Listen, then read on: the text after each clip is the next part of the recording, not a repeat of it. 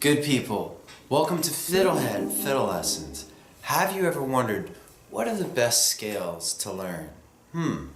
And so, well, I'm going to give you the best scales that you can learn as a fiddler. And they are three major scales, G, D, and A major, starting with G.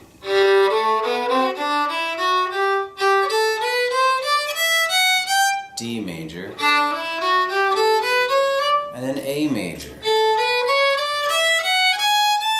I have separate lessons on each one of these, so I'm just going to roll through the general picture of what scales you should learn. The other two, which are very key, would be E Dorian, starting D1, and an A Dorian, starting on A.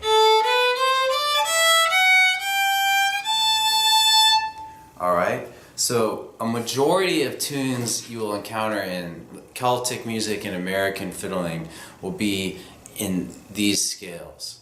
There's a few secondary scales which I'm going to get to, but if you really have to concentrate on these, that'll be really worth your investment, your time investment.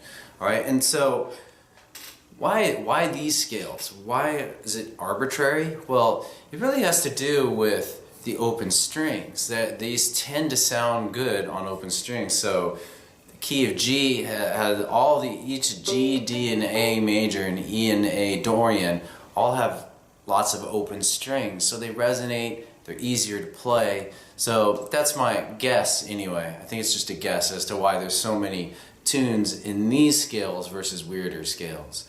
Alright, and so if you need to know what scales to practice, it's really easy to remember. Just look to the open strings. G, I could do G major, D, D major, D Dorian while you're at it, A major, A Dorian, and E, E Dorian.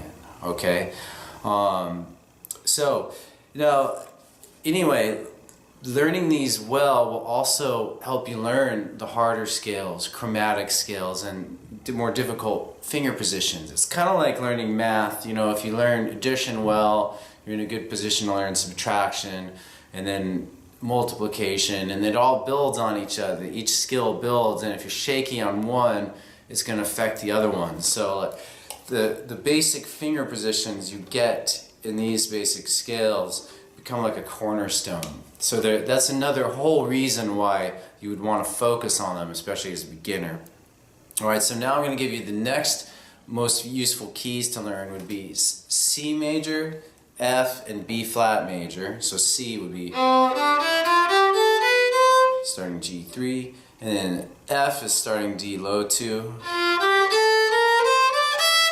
and B flat. And finally E major, which is starting D1.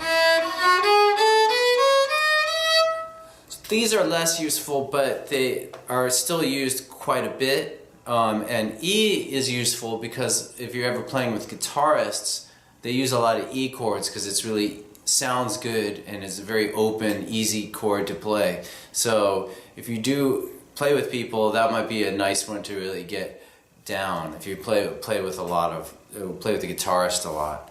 And so anyway, I'm going to now give you just some practice tips for this and for using these most popular scales. Anytime you play a tune, play the scale, whatever it is, just Shady Grove, start with the Dorian scale.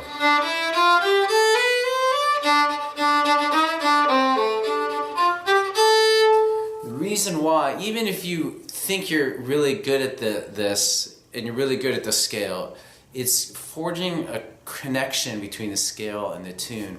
And you're going to start, if you do this practice religiously, you will start to hear the scales in the tunes you play. You'll start to be like, oh, it's sounding a bit like D major. If you're just listening to a tune, playing it. A lot of people are like, how do I figure out what the scale is? Well, the way you do it is you just make it a regular practice to be playing the scale that goes with the tune you're working on. Alright? The last thing I'll say is that a lot of the tuning of the scales, it takes time, alright? So just have faith that eventually you'll have it better, okay? So I want to close with giving you, so we have the different keys. I'm going to give you the different types of scales you can do. I've broken it down into 7-note scales, 5-note scales, and 3-note scales. So the 7-note scales are the ones I started with today. They're basically like your standard major scale, D major, 1, 2, 3, 4, 5, 6, 7.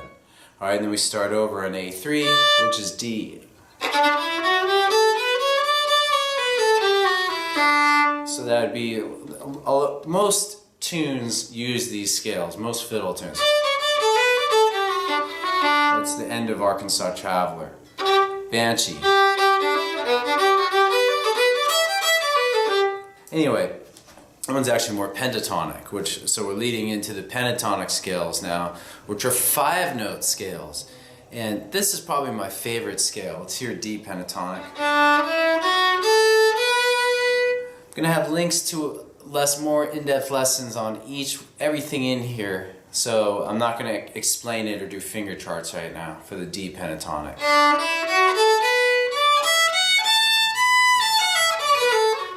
Na na na na na na na na na na na na.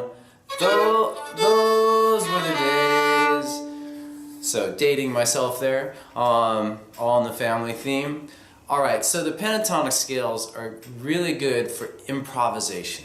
And I'm going to be developing more lessons around improvisation in the new year, in 2018. But anyhow, an example, I'll just give you a few examples of tunes with pentatonic scales. Oh Susanna. That entire part is D pentatonic. Here's another example, G pentatonic, Carry Polka. The entire tune is in G pentatonic. Kesh Jig, most of the tune is G pentatonic.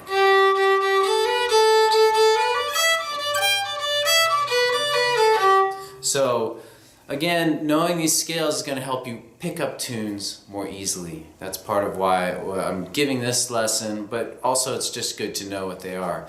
But hearing them and being solid on them, you'll be picking up tunes more quickly. Alright, so the final kind of scale type would be a 3-note scale, also known as a triad. So let's try it out. D major, and then the next octave. Together 2 octaves. Alright, and so the triads come up quite a bit, maybe not as much as the others, but there's a tune like Tobin's Jig. Starts with D major triad. Swallowtail Jig starts with E minor triad.